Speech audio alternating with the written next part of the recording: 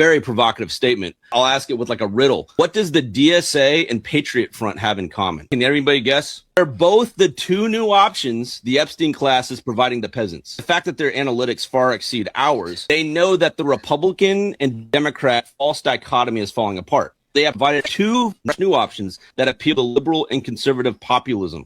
Patriot Front is this thing that they're trying to revive, literally trying to rehabilitate their image. Everyone calls you feds, myself included. When I first saw it, I thought, oh, look at these like feds marching. So I guess the question, are you a fed? Absolutely not. They've been known as feds for a while, but budget's got a budget. So the feds are going to be like, all right, let's try to pump more money into this. And then you got the DSA. The DSA is the communist option. Notice the quotes here. Patriot Front is the fascist option. So the Republican and Democrat Party are falling apart. They know that. The illusion is gone. The rotating villain. Managed opposition. Exactly. But with the Patriot Front, like they're always going to be with you, because if you have a neoliberal right-wing capitalist system, fascism is not like an accident. It's an accoutrement of what's happening. Whereas, but being able to, like, the DSA is a little bit of a joke, because, as again, back to this idea of milquetoast socialists, we've had this for decades here, whereby we pick a small left-wing party, we attach it to one of the power cities, parties that sit in power for the last 100 years, and we use them as a left-wing mudguard, and then they get turfed out, burnt out, and destroyed. Like the Green Party in Ireland went back into power at the previous general election, 20 seats, only has one now. And they're going to spend the next decade rebuilding, only to never learn from their mistakes of going in and swallowing their principles again. And that's exactly what you see with the likes of, not even, like, we see it with AOC, how she's the preferred candidate. Don't get me wrong, Mamdani has played a blinder as a communicator, selling his message, turning what, like a pied-à-terre tax into what people call the wealth tax, all of that sort of stuff. But it's really not a wealth tax at all. But it's done a great job of turning around and saying to people, oh, there is an alternative, and it's just not the radical alternative that we'd all like here.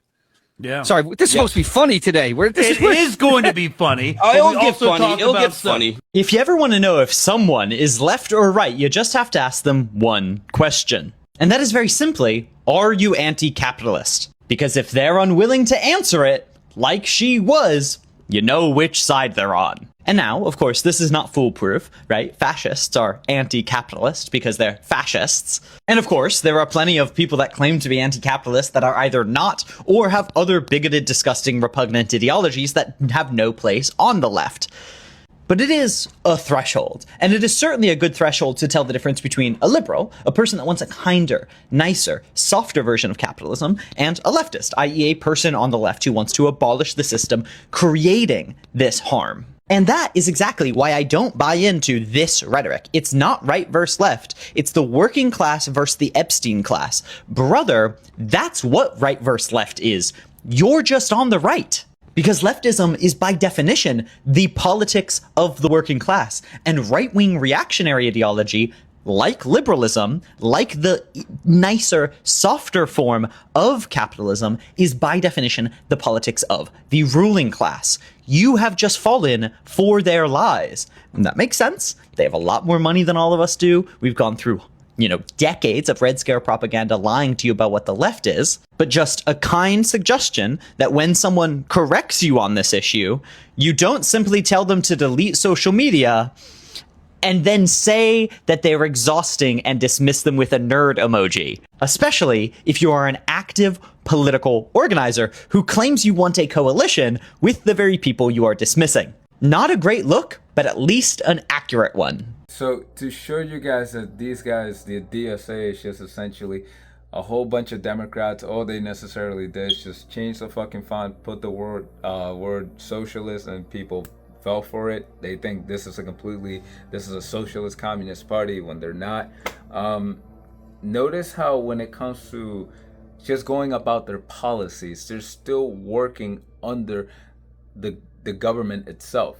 That in it already it's a problem, because if you're a communist or a socialist, you understand that there's limitations within that, and that you're only going to get so far.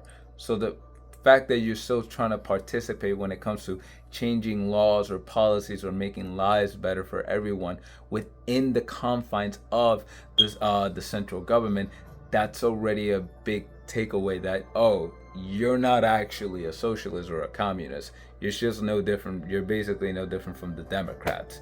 So, another thing is that they keep saying this notion about taxing the rich, taxing the billionaires to be able to pass these policies.